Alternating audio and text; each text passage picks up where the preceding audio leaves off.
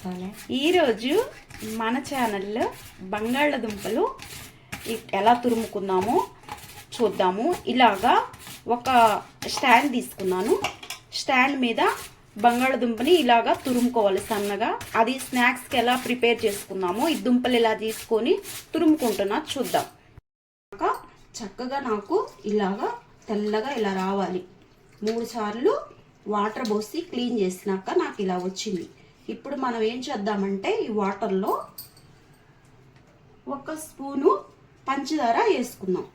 వేసుకొని కొంచెంసేపు 1 second నానబెడదాం. నానబెట్టినాక next ఏం చేద్దామో చూద్దాం.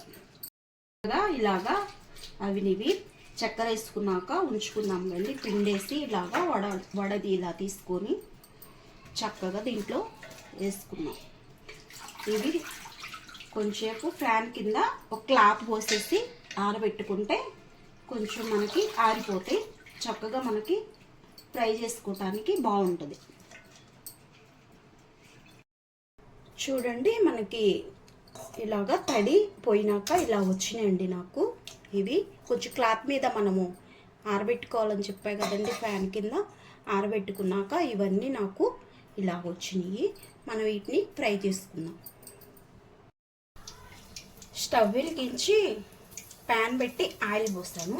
అది వేగిందా లేదా అని కొంచెం అట్లా చూడండి. అలాగా ఇవి మనం ఏం చేసుకోవాలంటే ఇవి వేయించుకోవటానికి ఇలా వేసేసుకున్నామండి.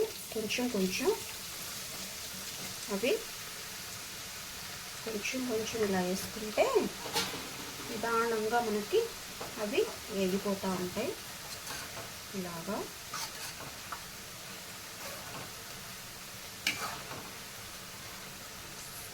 స్నాక్స్కి బాగా బంగాళదుంప బాగుంటుంది. ఇలాగంతా అలా వేగేటప్పుడు ఏంటంటే అలా వస్తుంది. అవి వేగిందా లేదా అన్నది నూనెంతా అట్లా రాకుండా ఆగిపోయినాక మనకు తెలిసిపోయింది.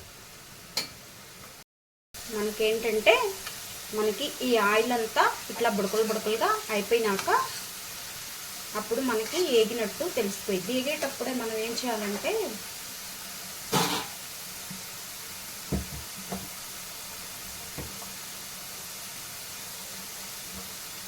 కొంచెం సాల్ట్ చల్లుకున్నాము. వాటికి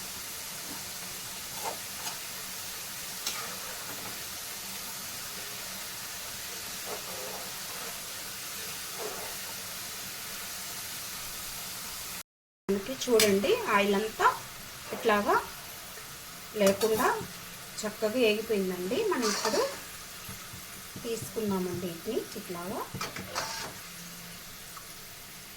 చక్కగా గలగలలాడుతూనే చిప్స్ అంతా చక్కగా వేగిపోయిందండి.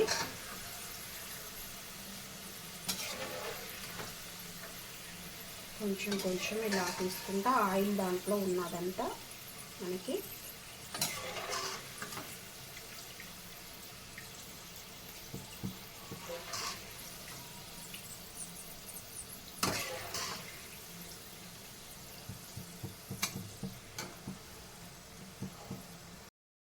డిష్ పేపర్ పక్కన ప్లేట్లో పరుచుకొని ఆయిల్ పిలవటానికి ఇది మనము దాంట్లో పెట్టుకున్నామండి.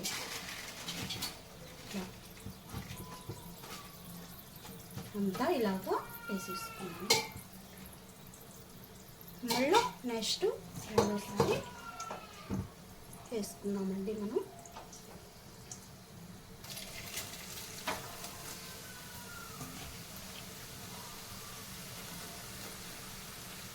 ఇవి కూడా మనము అలాగే వేయించుకున్నాము.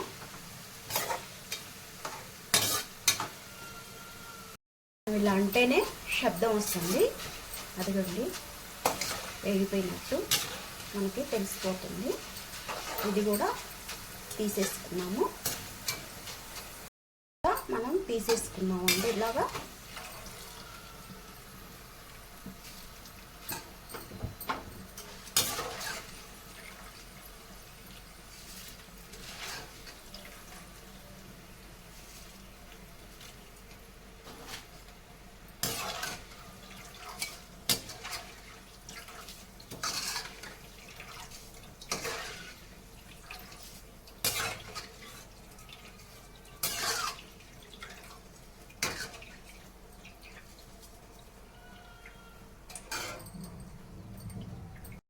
ఈ వేడి ఆయిల్లోనే కడుక్కొని దీన్ని బాగా ఫ్రై చేసుకొని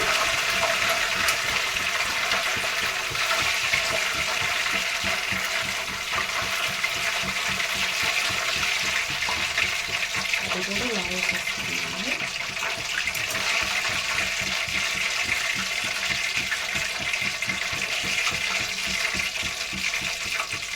మళ్ళా కొంచెం పల్లీలు అది కూడా వేడి ఆయిల్ మీద ఇలా పెడితే అదే వేడిపోతాయి.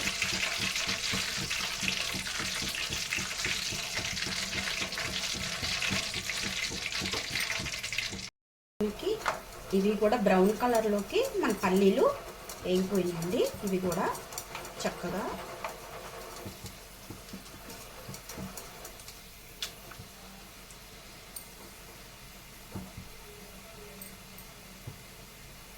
వీటిని కూడా మనం పక్కకి వేసేసుకున్నామండి. ఇది ఇలాగ రావాలి, మళ్ళీ మాడితే చేదేస్తుంది. చాలండి నాకు ఇలా వేసినాక మనము సన్న సెగ మీద ఈ కొత్తిమీరని వేయించుకున్నాం. బాగా వేడెక్కిపోయిన కళాయిని ఈ కొత్తిమీర వేస్తే ఇది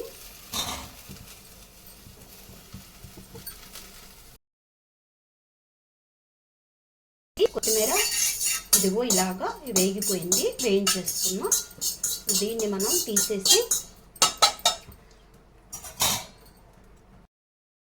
చాలా తయారు చేసుకున్నాం. కొంచెము ఒక స్పూను జీలకర్ర, ఒక స్పూను ఇవిగండి మిరియాలు, కొంచెం మిరియాలు,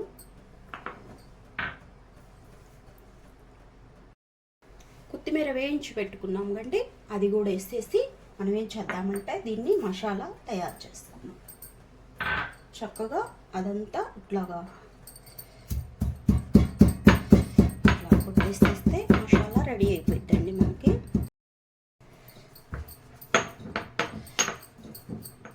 ఇవి మనము ఇలాగా దంచుకున్నాక ఆగిపోయిందండి, నలిగిపోయింది.